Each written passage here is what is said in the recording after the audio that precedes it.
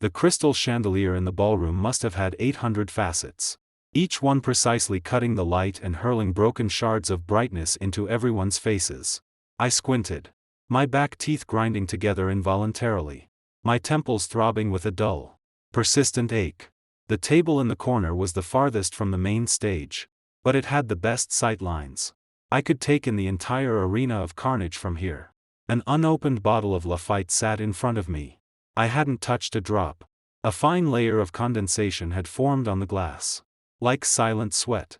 At the center of the stage stood my wife of 7 years, Iris Lynn, in a silver haute couture gown. The mermaid-cut train swept across the mirror-polished marble floor like a mermaid who just emerged from the sea, her scales still glistening. She held a microphone, the Cartier on her wrist catching the light and throwing sharp arcs in every direction. She was beaming. Her lips were painted an expensive shade of maple red with a hint of shimmer, far brighter than the candle on the 6-inch cake she'd grabbed on her way home last year for my birthday. To her right stood a young man in a white suit. Perfect posture. Hair slicked back with gel. A small smile played at the corners of his mouth, striking just the right balance between youthful innocence and calculated ambition. His name was Ethan Song. He'd been transferred from sales to headquarters as an intern just last month. His personnel file read management trainee rotation. But everyone in the company knew the truth. Iris had personally brought him in as her key development candidate. Colleagues. Iris's voice rang through the state-of-the-art sound system, bright and metallic, cutting through the clinking glasses and murmured conversations like a blade through silk. I am officially announcing. Ethan Song is hereby appointed Executive Vice President of Shunga Group. Everyone, please give him your full cooperation and support. The applause erupted like firecrackers, surging from every table. Next to me sat old Joe from procurement. His hand, holding his wine glass, froze mid-air. His beer belly trembled. His eyes darted toward me for a fraction of a second, then snapped away. His palms came together mechanically, producing hollow, empty claps. A young woman from HR dropped the shrimp ball from her chopsticks and didn't even dare to bend down and pick it up. Executive VP Lou from marketing leaned in, his voice barely above a mosquito's whisper. An intern who's been here 2 months. Straight to Executive VP. Isn't our promotion pipeline a little flexible? Old Joe answered in a breathy murmur, keep your voice down. Just watch. I watched the stage. Ethan had a small mole at the corner of his mouth. Exactly where mine was. Same spot. Left side. Above the lip. A tiny, light brown mark the size of a grain of rice. Iris used to joke that it was a lucky mole. Proof that we were destined for each other. Now she stood next to that identical mole, beaming like it was the perfect accessory. Iris took Ethan's arm and began making the rounds, table by table. Her steps were light, her heels clicking against the marble in crisp, precise taps, like a tiny, well-oiled train threading through the chaos of clinking glasses and overlapping conversations. Finally, she stopped at our table. The air turned to stone. Old Joe set down his glass. Lou straightened his posture. Wang from sales, who'd been picking his teeth, quietly spat the toothpick into his napkin. Everyone's eyes locked onto the three of us, carrying that barely suppressed excitement of spectators at a car crash. Iris's gaze swept over me, the same way she'd glance at a stranger, or an outdated piece of furniture that had been placed in the wrong room. Her tone was light, carrying a practiced, formulaic warmth. Honey, why are you sitting here? The light's so bad. Come on. Toast Ethan. It's his first day in the new role. From now on, you two are the core of the team. You'll be working closely together. I gripped my wine glass. The coolness of the stem seeped through my fingertips. My fingernails had gone white from the pressure. My thumb rubbed against the smooth glass surface. Ethan flashed me a wide grin, revealing a row of perfect teeth, his eyes curving into crescent moons. He looked utterly harmless, utterly sincere. Brother-in-law, I'm counting on you from now on. I'm new here. I don't know anything. I'll be relying on you to show me the ropes. I didn't respond. I looked down at the remnants of dark red liquid in my glass, like congealed blood. Iris's brow creased slightly. She seemed to resent my stubborn silence. It made her look bad in front of everyone. "Don't give me that look," she said, a note of impatience creeping into her voice. She'd lowered it slightly. But the 2 tables nearest us could still hear every word. This was a strategic decision at the company level. I signed off on it. Shengda needs fresh blood. Needs younger management thinking. You've been running RD for 2 years now. Steady. Sure. But where's the drive? Where's the progress? Show me your results. Show me what you've accomplished. The table went so quiet you could hear a pin drop. Old Zhou's hand, holding his glass, hung frozen in midair like he'd been struck by a spell.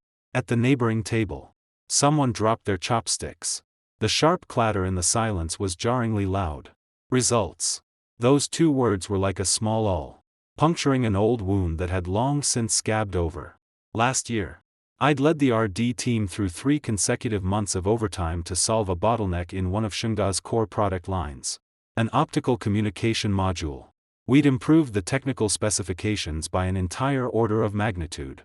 And as a result, had secured a preliminary research order from the Logistics Support Division of the Southern Military Region. I'd placed the detailed report, along with a signed copy of the client's letter of intent, on Iris's desk. She'd been discussing what kind of plants to put in the new office with Ethan. She'd glanced at the cover, said, "Just leave it there," and never mentioned it again.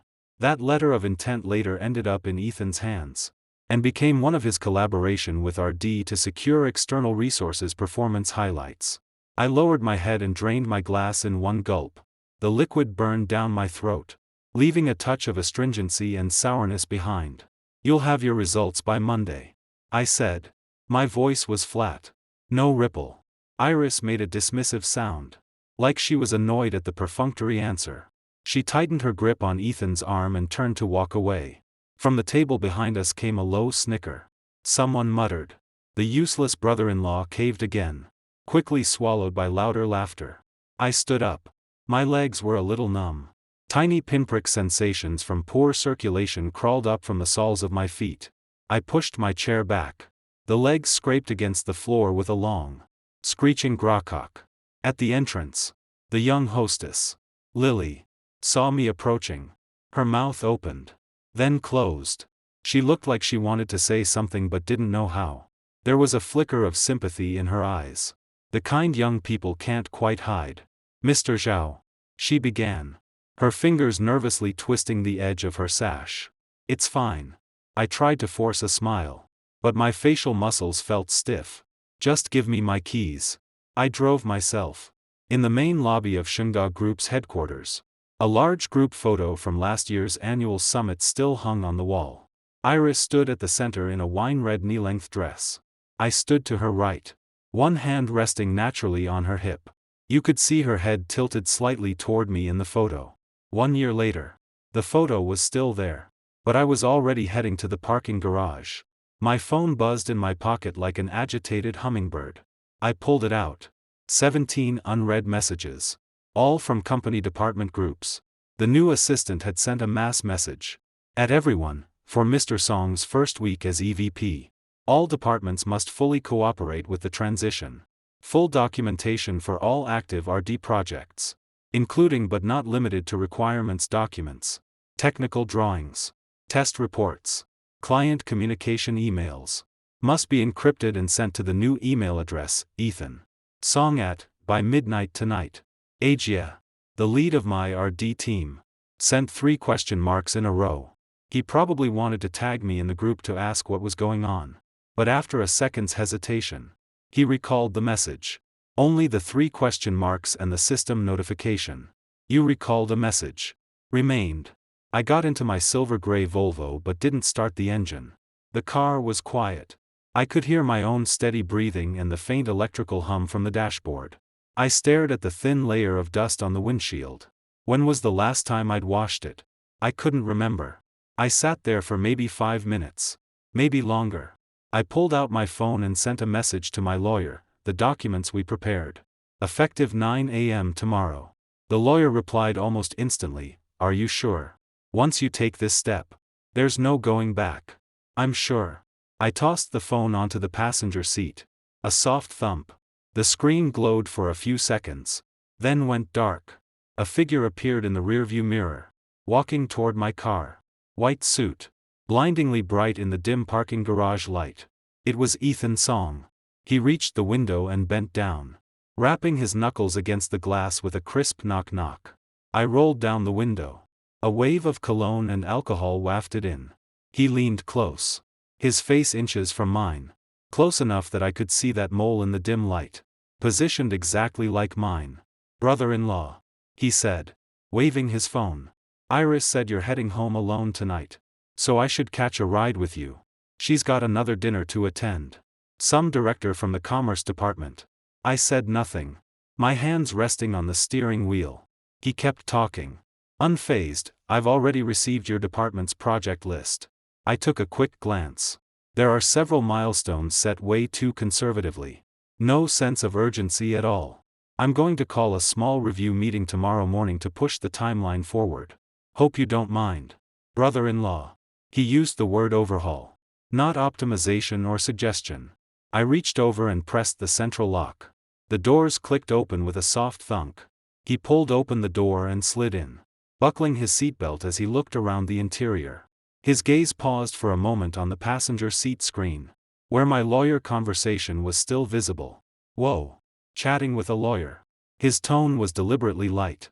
"Brother-in-law, don't overthink it. Iris just brought me in for a transitional period, to get some experience. Stretch my legs.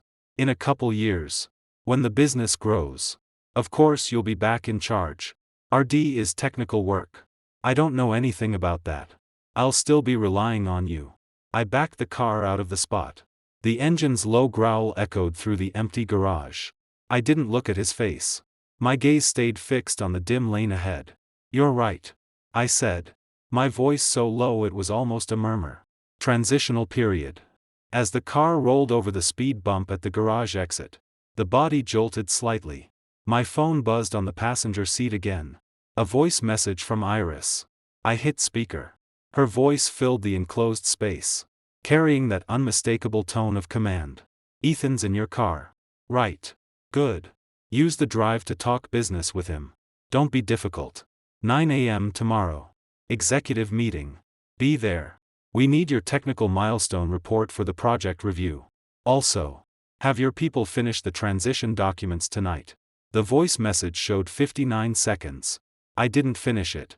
Ethan started humming beside me, tunelessly, off-key, some pop song that was trending on social media. When I got home that night, Iris still wasn't back. The housekeeper, Aunt Jo, met me at the door. "Sir, the missus called. She said she won't be coming home tonight. She said not to wait up." "Okay." I nodded. "Get some rest, Aunt Jo." I went upstairs. The study door was slightly ajar. I pushed it open, and a faint smell of paper and ink drifted out. On the wide mahogany desk, 17 blue hardcover folders were neatly stacked. Authorization documents and project approval letters for every major active project at Shunga. On the last page of each folder, my signature stamp was pressed, an oval brass seal engraved with my name. I stood in front of the desk, looking down at them for a long time. The desk lamp's light made the blue covers gleam faintly. The Shunga logo, a flying eagle, was embossed on each one. I picked up the brass seal, hefting it in my palm. It was heavy, carrying the distinctive coolness of metal. Then I opened the drawer, placed it inside. Deep in the back, under a stack of old notebooks, I pulled out my phone and took photos of all 17 authorization documents. The flash lit up, briefly illuminating the creases and coffee stains on the folders, marks from countless late nights. I sent the photos to old Zhao in the legal department, who handled seal authorization, along with a message. "Old Zhao, all 17 projects are suspended effective immediately. No new instructions from me. No project starts." Old Zhao's reply came fast, a string of question marks. "Mr. Zhao, what does this mean?" I didn't respond. I set the phone to silent and placed it on the desk. Then I turned off the study light and sat in the dark for a while. Outside, the city's lights seeped through the blinds, casting parallel, elongated bars of light across the wall. I could hear my own heartbeat. Slow, steady, deliberate. I don't know how long passed before the doorbell rang downstairs. Then the shuffle of slippers across the floor. Aunt Jo opened the door. Ethan's voice drifted up the stairs. Slightly breathless, "Auntie. I left something in my brother-in-law's car. Is he asleep? I'll just run up and grab it." I stood up and walked to the top of the stairs.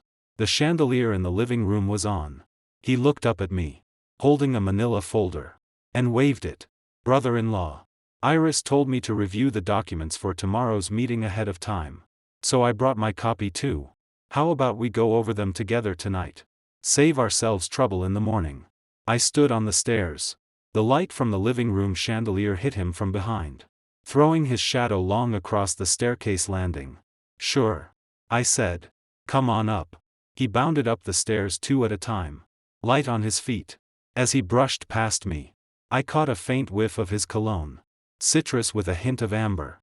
Exactly like the niche perfume on Iris's vanity. The one that cost over $300 a bottle. I smiled. He stopped, turning to look at me with a flicker of wariness in his eyes. "It's nothing," I said. "The study's this way." At 11:40 that night, an internal company-wide notification popped up on Shengda's OA system. The status icons for all 17 active projects simultaneously switched from green, active, to red, suspended. The authorizer column read, Zhao Yuanshan. Old Zhao from legal sent a uniform message to all project groups, per VP Zhao Yuanshan's directive. All RD external deliveries and internal testing are hereby suspended effective immediately. Resumption to be announced. The group chats exploded. Procurement's urgent supply requests. Sales client complaint alerts. Marketing's confirmation requests for product launch materials. They all came flooding in. No one could answer any of them. Ethan's transition document upload progress bar was stuck at 43%. At 1:03 a.m., Iris called me for the first time. The phone rang 6 times. I stared at the screen. Iris Lin. And didn't answer. She sent a WeChat message. 4 characters, what do you mean? I replied with 2, sleeping. Then I held down the power button and shut down the phone. The screen went black. The room fell into absolute, true darkness. Chapter 2, Confrontation Before Dawn. At 8:30 the next morning, I walked into the Shengda Group lobby on time. I wasn't wearing a suit. Just a dark gray light jacket over a white crewneck t-shirt. The look was conspicuously out of place among the sea of suits and ties. The front desk receptionist, Lily, and another girl on duty were whispering to each other. When they saw me come through the revolving door, they both fell silent at once. Lily's pen clattered onto the countertop. In the elevator, I ran into old Joe from procurement. He was holding a tall Starbucks Americano in one hand and a black notebook in the other.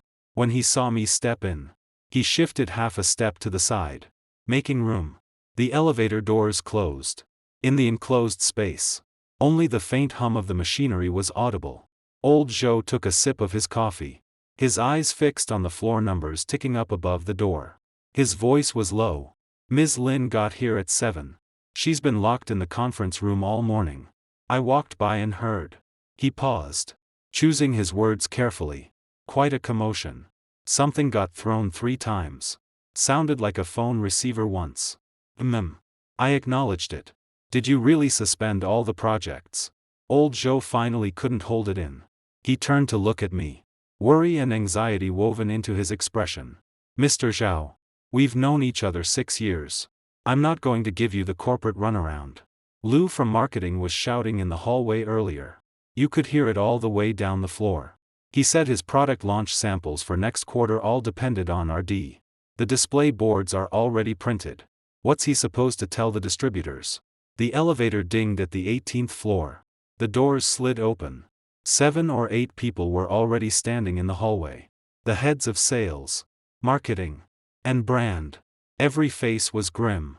Hands holding cigarettes or coffee cups trembled slightly. When they saw me step out of the elevator, some instinctively stepped back. Others looked relieved, like drowning men who'd finally spotted a lifeline. Lou from marketing charged at me first. He wasn't wearing a tie today. 2 buttons of his shirt collar undone. Dark circles heavy under his eyes. "Zhao Yuanshan. What the hell are you doing?" His voice was hoarse, like he'd been yelling all morning. Our product launch is on the 8th. The invitations are already out to all the distributors. You pull the plug now. What am I supposed to tell 300 people? Should I get up on stage and eat a circuit board for them? I didn't dodge. I didn't speed up. I didn't even look at him. Meetings at 9. I said. My voice wasn't loud. But it was clear. I'll explain then. No point getting worked up now. I walked around him. A stir rippled through the crowd behind me. Someone called out, "The EVP is here."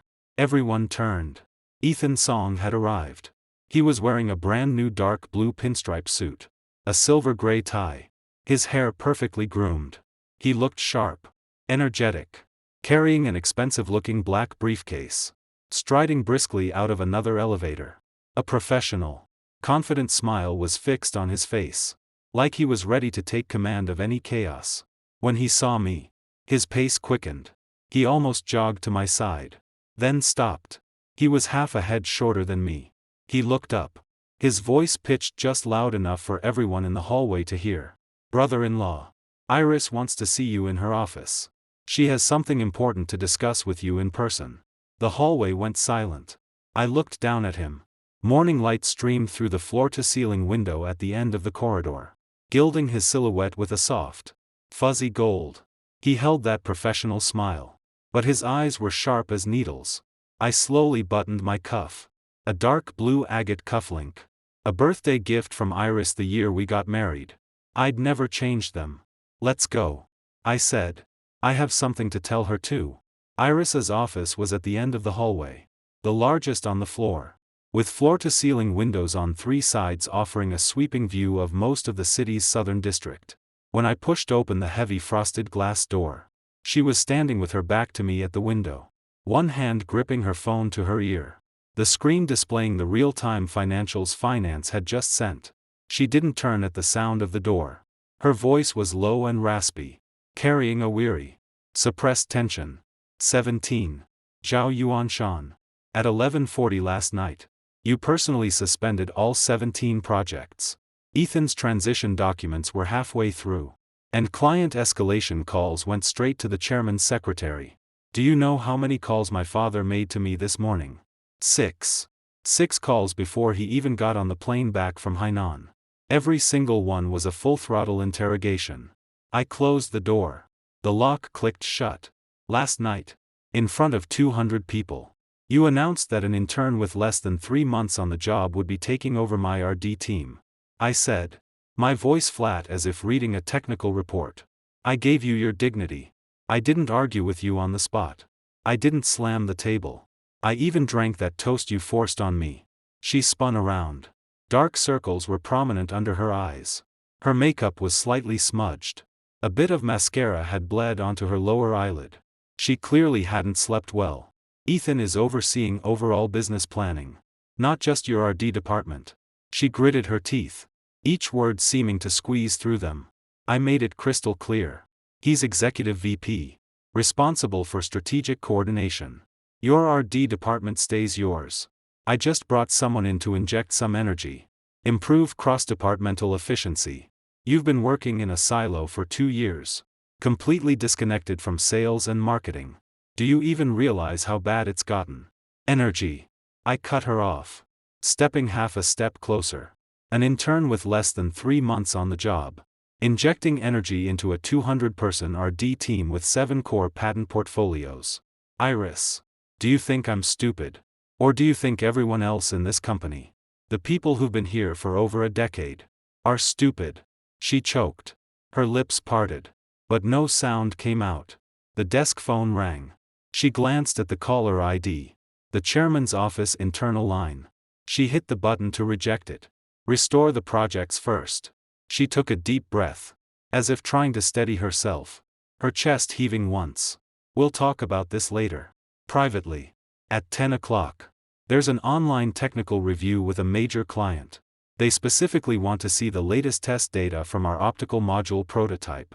You need to make that presentation happen today. No matter what. This is a defense sector client. We cannot afford to lose them. I looked at her eyes. There were red veins in them. Her silver earring swayed with her breathing under the fluorescent lights, dizzying me. "Can't do it," I said. She froze. "What did you say?" "I said I can't do it," I repeated, each word precise. "All projects are suspended. The RD team is on standby. No work. No operators. No test engineers. Even the lab access. I had Agia lock it down from the back end." She crossed the room in 2 strides, her palm slamming down on the mahogany desk with a bang hard enough to topple the pen holder. 3 or 4 pens rolled off the desk. One of them rolled all the way to my feet before stopping. "Zhao Yuanshan." She shouted my full name, her voice cracking. "You're gambling with the company's future. Over a personnel announcement at the annual banquet. Was it worth it? Do you have any idea how long we've been chasing this client? 8 months. 8 months. And with one button. You've flushed all of it down the drain. Look at yourself. Your narrow-mindedness. Did you consult me before making that announcement?" I interrupted her. My voice wasn't loud, but every word was like a nail being hammered into wood. She stopped. "Did you ask me if I wanted to toast him in front of everyone?" I stepped closer again. The distance between us now less than a meter. "Did you ask me when you put him in my car?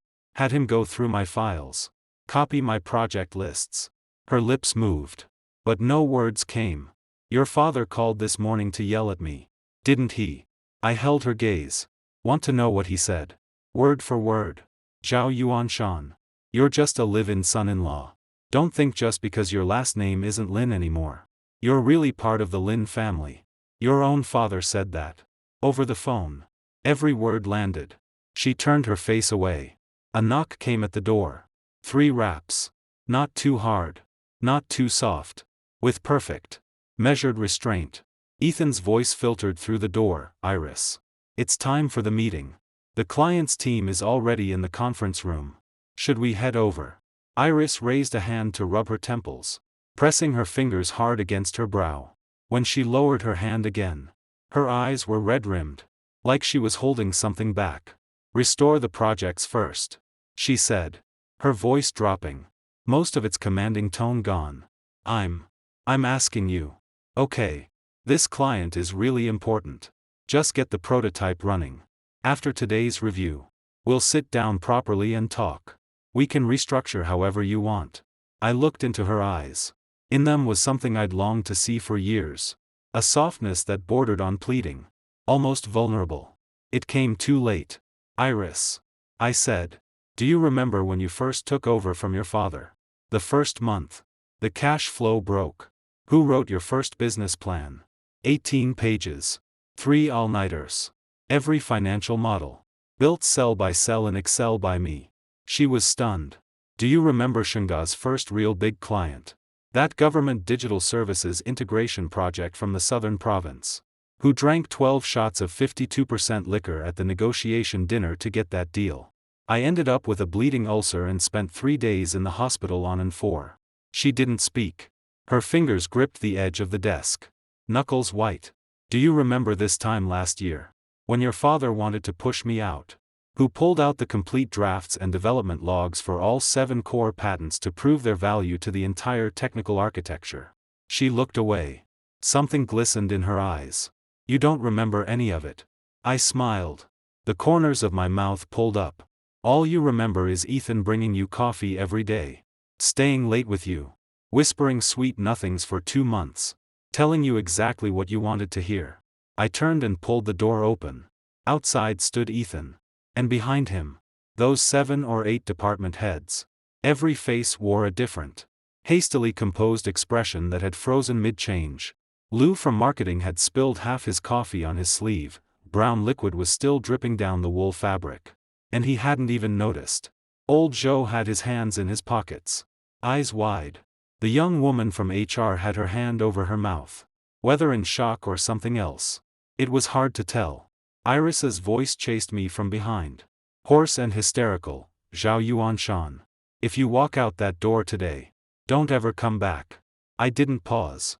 As I stepped into the elevator, I heard Ethan's voice from the hallway, clapping his hands together, raising his volume to steady the troops. "Everyone, stay calm.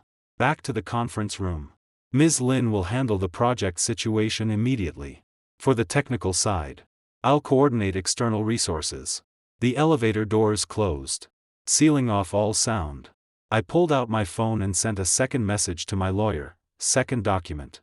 Effective 9 a.m. tomorrow. The lawyer replied with one word, good. The elevator descended. 17. 16. 15. The numbers on the digital display ticked down one by one. Like a countdown. I stared at those numbers. My mind fixed on only one thing: soon they'd understand why all 17 projects had to be suspended. Because in the underlying architecture of those core code libraries, every line of critical algorithm logic was embedded with my private key signature. I'd built a technical anchor using my own encryption protocol. The final compilation validation step for every core code segment required biometric authentication with my personal key. Without my authorization, no one could restart anything. The elevator reached the ground floor. The doors opened. In the lobby stood a middle-aged man in a gray jacket, holding a worn briefcase. When he saw me step out, he immediately came forward. Mr. Zhao. He took off his sunglasses, revealing a square, kind face with fine wrinkles around his eyes. The marks of someone who'd pulled many late nights. I'm Li Zhengping from the Ministry of Industry and Information Technology. We reviewed the core technology filings your lawyer submitted last night. Our leadership takes this very seriously. We've already signed off on it. Your optical communication encryption and anti-interference technology suite is hereby officially incorporated into the National Critical Technology Reserve. He extended his hand. Congratulations, Comrade Zhao Yuanshan. Your technology has been accepted by the nation. Both receptionists shot to their feet. Lily's pen hit the counter for the second time. This time, she forgot to pick it up. I took his hand. His palm was warm and dry. His grip firm. Outside, the morning sunlight came down with a kind of ruthless intensity, pouring through the massive glass curtain wall and flooding the lobby with brightness. My phone began to vibrate violently in my pocket. Messages from Iris popped up one after another. Question marks. Exclamation points. Voice call requests. Then more question marks. I turned the phone face down on the marble reception counter with a soft click. Let's go, I said to Li Zhengping. Let's find somewhere quieter to talk. We walked side by side toward the revolving door. As the glass panels turned, I heard behind me Lily's sharp intake of breath, followed by her low but urgent whisper, Ms. Lin just ran out of the elevator. I didn't look back. I kept walking forward, through the revolving doors, into that all-encompassing sunlight. My shadow stretched long across the clean gray tiles in front of Shunga Group's entrance. Solid. Unwavering. That was Zhao Yuanshan's last morning at Shunga Group. Chapter 3, Aftershocks. What happened afterward? I heard in fragments. I heard Iris stood at the revolving door for a long time. She was still in yesterday's suit. Still in heels. Just standing there watching me get into Li Zhengping's black government car. Old Wu, the security guard, couldn't stand it. He walked over and asked quietly if she needed a cab. She didn't respond. Her eyes were fixed on the direction the car had disappeared into. They said she stood there for about 5 minutes, then turned and walked back inside. As she passed the front desk, Lily said, Ms. Lin. Her steps faltered for a moment. But she didn't stop.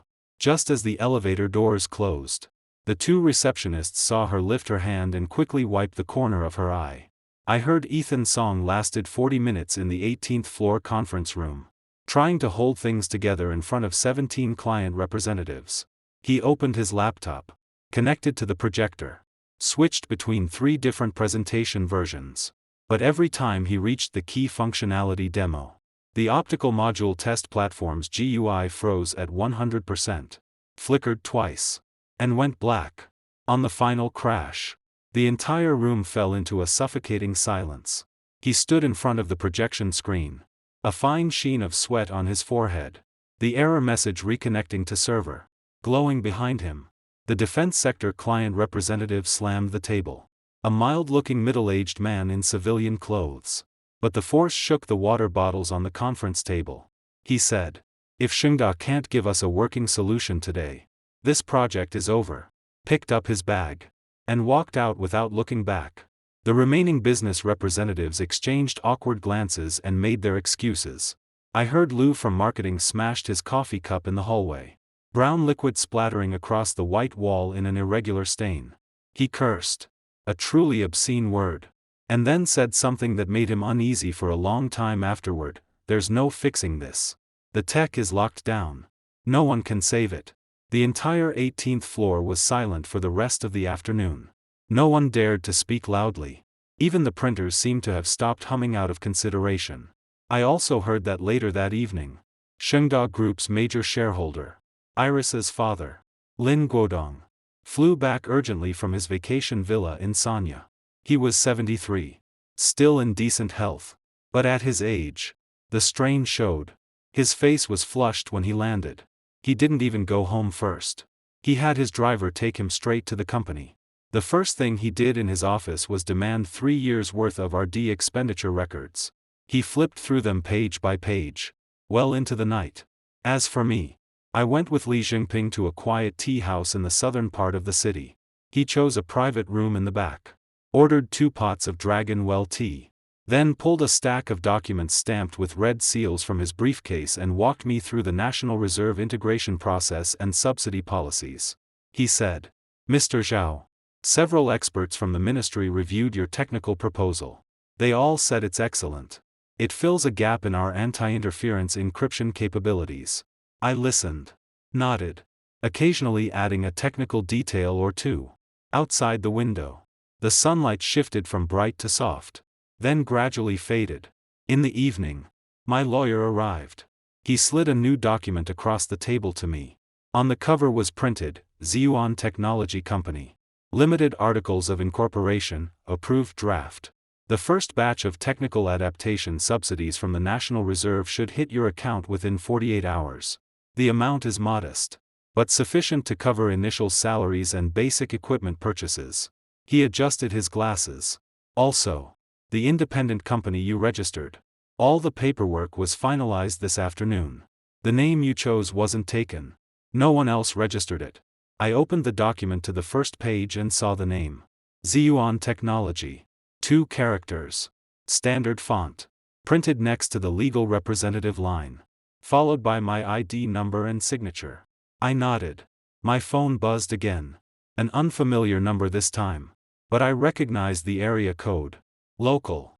The last 4 digits seemed familiar too. It was Iris's old personal number.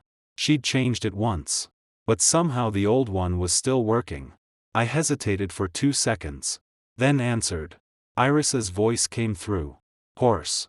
Like she'd been crying for a long time and was trying to force it back. A raw, cracked quality mixed with the faint sound of boiling water from the tea house. Distant. Muffled. Zhao Yuanshan. She said. Where are you? Out. You locked the projects. Her voice carried a tremor I'd never heard before. Almost fragile. Unlock them for me. My father is furious. He threw the estimated client penalty sheets for all 17 projects onto my desk. Ethan just got thrown out of the conference room. He didn't even get to go into his office. The whole company is scrambling to find the original RD code archives. But we can't find the complete underlying architecture logs. Are those only on your computer? Tell me where you are. I'll come to you now. Iris. Yes. Before I restore the projects. I said. My voice calm. Like an observer's. Tell me. Aside from knowing their project codes, Project 1 through Project 17, do you have any idea what each one actually does? Do you know the core technical approach for each one? Their application scenarios.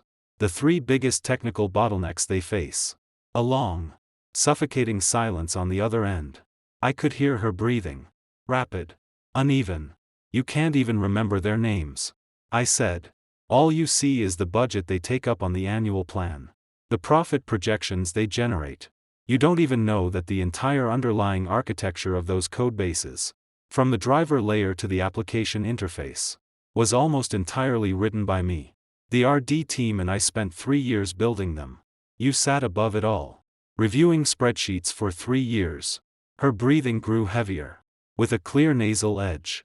Zhao Yuanshan. Let's talk. About what? About. She took a deep breath. And then the words came out. Barely held together. A trace of a sob leaking through as if squeezed from deep in her throat. Come back. I'll give you the executive VP position. The entire RD structure. Your call. I won't interfere. I'll handle my father. Just come back. Okay. I laughed. It wasn't loud. But in this quiet room filled with the scent of tea, it was crystal clear. Iris. I said. Your criteria for picking an VP have always been the same. Whoever's closest to you wins. You don't need someone who can do the work. You need someone who'll orbit around you. But that position isn't a pet collar you hang on whoever's nearest. No. Zhao Yuanshan. Let me explain. She was frantic. Her voice shooting up. A crashing sound came through the line. Something knocked over. Yesterday it was Ethan. I said. Word by word. Today it's me. Tomorrow. Who? Your driver. Your personal trainer. Or that kid at the coffee shop downstairs who says, you look great today. Boss every morning. She fell silent. Only faint electrical noise and her suppressed breathing remained. Divorce papers. I said. My lawyer will deliver them to your reception desk tomorrow morning. We'll follow the law on the division of assets. I remember the prenuptial agreement clearly. That's it. I hung up. When I set the phone down, I noticed my fingers were slightly trembling. Not from fear. Not from regret. Just a kind of physiological tremor. Like the adrenaline crash after intense exercise. I picked up my tea and took a sip. It had gone cold. My lawyer glanced at me but said nothing. He quietly slid the second document across. Flipped to a page. And pointed at a line. One more thing. He said. The prenuptial agreement your father-in-law had you sign before the wedding. I reviewed it carefully. I know. I said. There's a detail in Article 14. Clause 3 that many people overlook. He took off his glasses and wiped them. It explicitly states, during the marriage. Any technical patents and core algorithms developed by Party B, that's you. Using personal time and non-company equipment. And filed with the National Intellectual Property Administration in your own name. Have their intellectual property rights exclusively belonging to Party B. They are not company assets. He paused. His gaze meeting mine from behind the lenses. The original intention of this clause was to prevent you from using company resources and then claiming equity rights. But objectively, it's now become a shield. Because the underlying patent portfolios for these 17 projects, all the original development logs, test records, timestamps on the first handwritten code, clearly show development occurred outside working hours. On your personal laptop. With cloud resources you paid for yourself. Legally. It's completely clean. So. I finished his thought. These 17 projects. I take them with me. They can't take them back. The lawyer nodded and closed the document. I've already coordinated with colleagues at the Intellectual Property Office. The filing process was initiated this afternoon. You'll have the formal ownership confirmation letter by next week. The door to the tea room slid open. Ajia walked in. My former RD team lead. A tall, thin man in his early 30s with slightly wavy hair. Wearing a faded denim jacket. Sweat on his forehead like he'd been running. He carried a bulging black laptop backpack. The zipper straining. Brother Zhao. He set the bag on the tea table with a heavy thud. Everything you asked for. Full codebase backup. Including all comments. Test cases. Every diff record from every revision. Not a byte missing. All 23 of us signed the confidentiality agreement. Not one hesitated. Lou and the others were calling us traitors in the company group chat. Said we'd turned our backs. I didn't answer a single message. Just left the group. Good work. I said. Patting his shoulder. Worth it. He pulled out a chair and sat down. Taking a long gulp of the tea I pushed toward him. That RD department. It was just endless pointless meetings. Rewriting requirements 10 times only to go back to the first version. Leadership pulling deadlines out of thin air while we worked through the night to fix their messes. Everyone's been wanting to leave for a long time. Just needed the right signal. He paused. Lowering his voice, how about Ms. Lin. Call her Ms. Lin. I said. Ajia pressed his lips together. She sent an email to all of us. Said whoever comes back gets an immediate promotion. Double salary. What did you say? I sent her a screenshot. He pulled out his phone and showed me the reply page. 6 words. Alone in the thread under her earnest mass email, sorry. I'm waiting for Brother Zhao. I stared at those 6 words for a few seconds. Then I patted his shoulder and said, the new company starts moving in tomorrow. I've saved you a seat. And 23 others. You got it. Ajia grinned, revealing a slightly crooked canine tooth. Outside the tea house, the city lights were coming on one by one. Warm yellow halos bloomed in the cool early autumn air, casting gentle outlines on the hurried pedestrians below. Suddenly, I remembered years ago. Back then, I'd just met Iris. She wasn't Ms. Lin yet. Just a girl who'd just come back from getting her MBA abroad. Been shoved into the company by her father to start from the bottom as a junior sales rep. We'd eaten at a greasy, hole-in-the-wall skewer place near the office. She was crying from the spice but refused to stop. Sniffling. She kept shoving beef in her mouth. I poured her a glass of water. She grabbed a napkin, crumpled it, and threw it at my face. Laughing, Zhao Yuanshan. You're so quiet. Whoever marries you is going to be bored to death. Back then, her eyes sparkled with a rough-edged, unpolished light that hadn't yet been sanded down by too many conference room crystal chandeliers and financial spreadsheets. Later, we got married. The wedding was small. Her father had worn a scowl through the whole thing, only offering one line at the podium, take good care of my daughter. She'd held my hand, her palm sweaty, and whispered, Yuan Shan. We'll do this together. The company is my father's, but we'll make it ours. Somewhere along the way, that hand had let go. Not slowly. It happened last night, when she walked past me with Ethan on her arm. And I realized that the hand that once pulled me into the rain, that stood by the side of the road hailing cabs to meet clients, hadn't even brushed against me. The tea house owner came in to refill the kettle. Glanced at me, young man. What are you thinking about? Your eyes are red. I rubbed my eyes. My fingertip came back damp. Looking at the menu, I said, do you have anything really spicy? The kind that makes you sweat? She laughed, I've got just the thing. Let me get you our signature spicy glass noodles. That night at the tea house, I ate 3 bowls. Spicy enough to make sweat bead on the tip of my nose. I let all of Iris's missed calls go through. 28. I counted later. The last one was from Ethan. I picked up. Brother-in-law. For the first time. His voice had lost its slickness. It sounded wilted. Like a frosted leaf. Iris just got called into the chairman's office. She's been in there almost 2 hours. There was a lot of noise. I think the coffee table got knocked over. When are you coming back? The clients are pushing for compensation plans. Lou won't take my calls anymore. None of the RD people are reachable. It's like they all disappeared. Ethan. Yeah. You're the executive VP. I said. It's your job to figure out the company's problems. I hung up and blocked the number. Chapter 4, Ruins and Rebirth. The next morning, I woke to a sliver of sunlight slipping through the curtain gap. The apartment was quiet. Most of Iris's things had already been packed up by Aunt Jo. The hand-painted ceramic fruit bowl she'd brought back from Italy, the one she loved, was gone from the living room coffee table, leaving only a faint circle of dust. Aunt Jo had texted yesterday, the missus asked me to pack a suitcase of clothes and send them to the office. She said, if you need to eat, the frozen dumplings I made are in the fridge.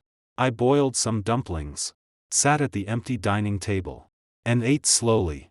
At 9 a.m., the lobby of Shunga Group headquarters. The admin team had arrived at 7, carrying toolkits and step ladders, ready to replace last year's annual summit group photo.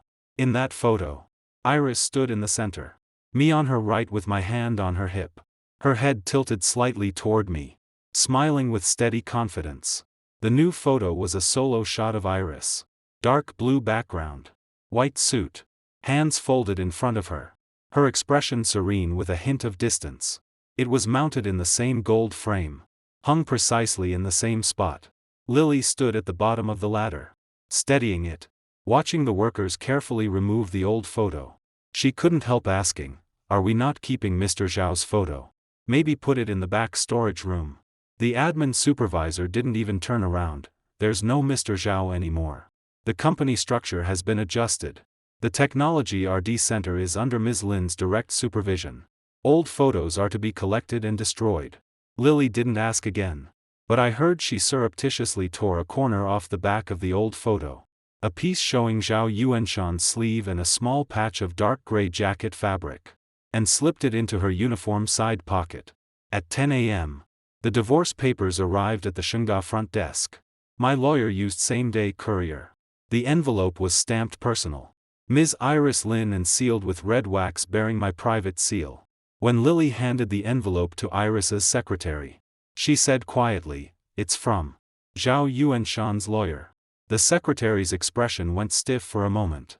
She knocked, went inside, and placed the envelope on Iris's desk. I heard Iris had been on a call at the time. When she saw the envelope, she stopped mid-sentence. That meeting went until 12:30 p.m. In Shunga's largest conference room. A dozen people had assembled. Lin Guodong sat at the head of the long table, wearing a white traditional jacket. His graying hair neatly combed. But his face was ashen.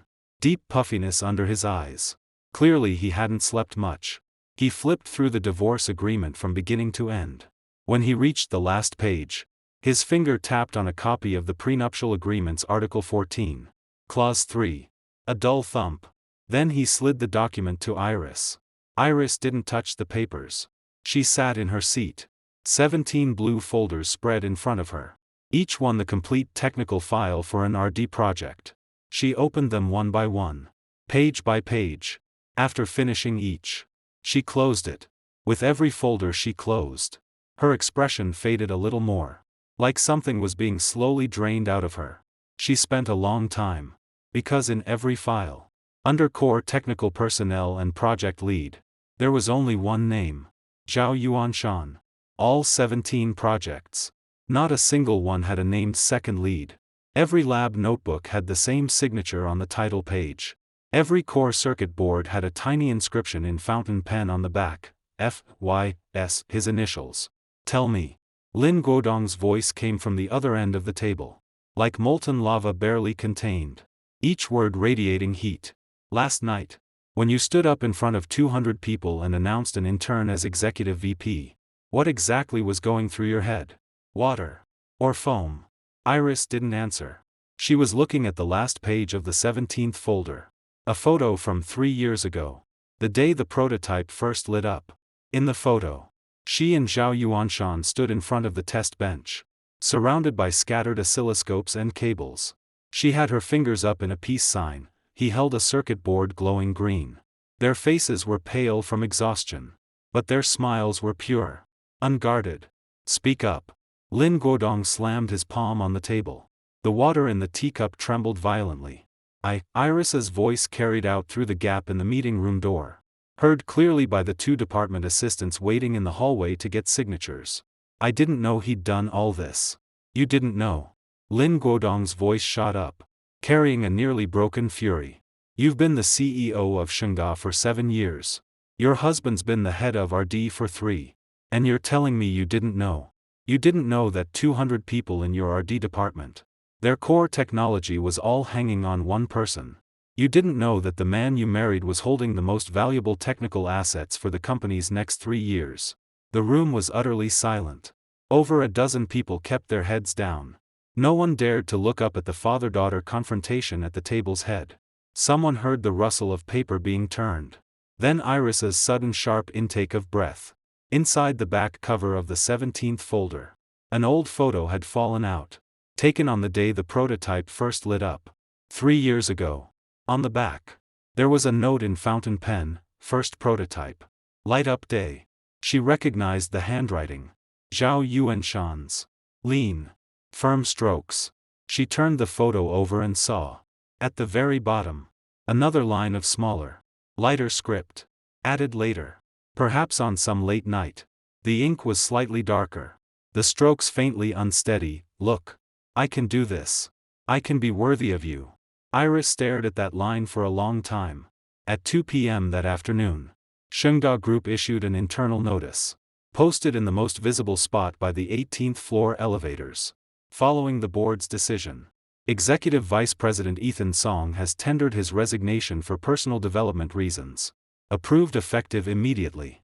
We thank him for his contributions and wish him the best in his future endeavors. Below the notice were the company seal and Lin Guodong's signature. A crowd gathered around the single printed sheet. No one spoke. Silence spread through the hallway, louder than any argument. Someone took a photo and posted it to the company group chat. With only one emoji as caption, a small yellow face smiling with a hint of helplessness. Later, that screenshot made it to a wider circle. Retitled, Shortest Serving EVP in History. Less than 30 hours. Ajia saw the post and forwarded it to me. At the time, I was at the new office for Ziyuan Technology. It was in a renovated old factory on the 4th floor in the city's older district. A 400 square meter open space with great light. Windows looking out onto a row of old locust trees. The renovation crew had just arrived that morning. Drills and hammers going off non-stop. Ajia and I were crouched among cardboard boxes and construction debris, each eating from a takeout container bought at the convenience store downstairs. My phone buzzed with the screenshot. Ajia leaned over, glanced at it, and laughed so hard a grain of rice flew from his mouth. 20-something hours. That's gotta be the fastest firing in company history. They'll probably put it in a management case study someday. Records are made to be broken. I took a bite of rice. Chewed. Swallowed. The next one will be even faster. Brother Zhao. Ajia's tone suddenly turned serious. He set his boxed meal on his knee and looked at me sideways. Do you think Ms. Lin regrets it now? I chewed the rice, not answering immediately. Outside was the view of a new direction. From here, at a diagonal angle, I could just see the roof of Shengda Group's building. That gray concrete structure looking somewhat aged in the afternoon light.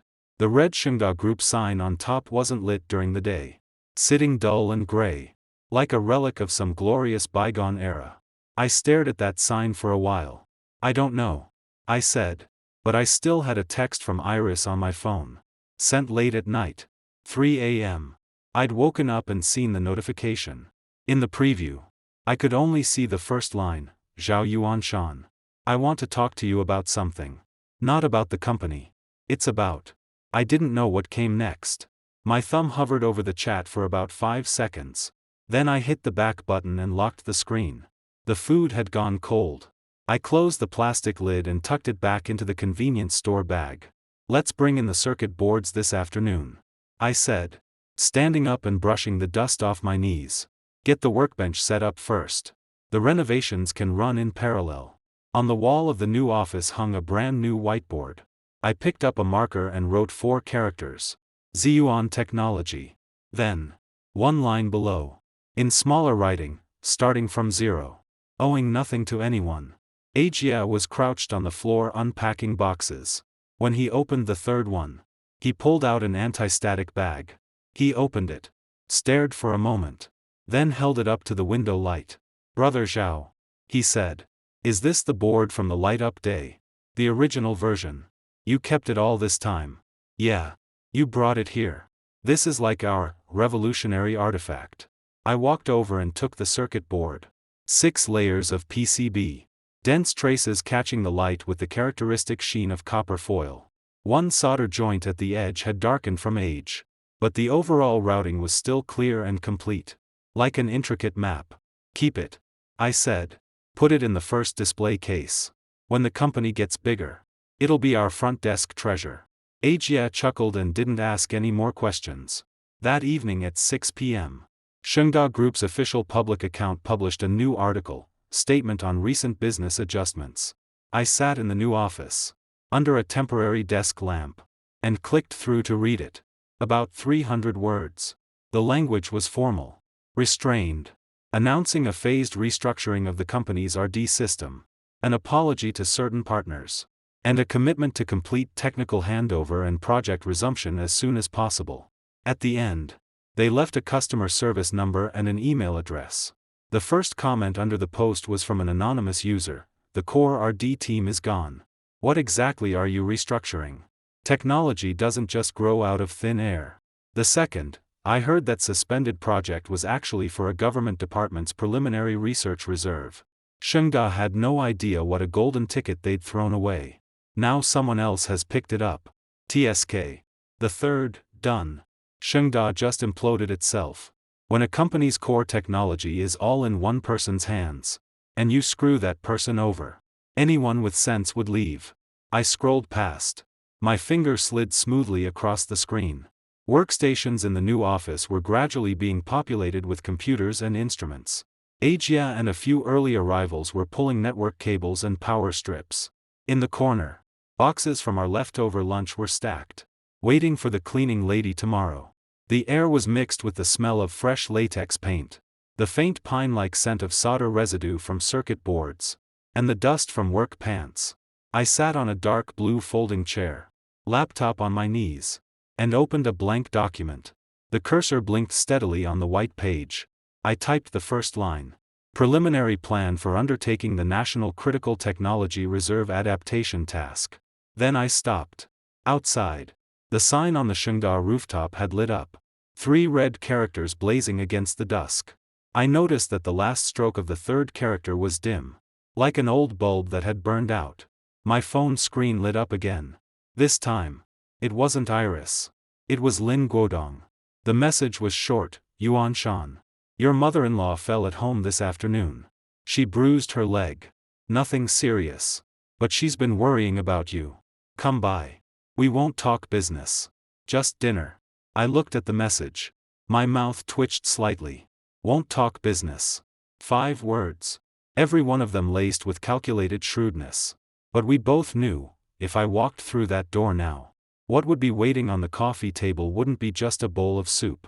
It would be the profit and loss statements for all 17 projects, the client breach of contract penalty lists, and a freshly drafted, even stricter cooperation agreement.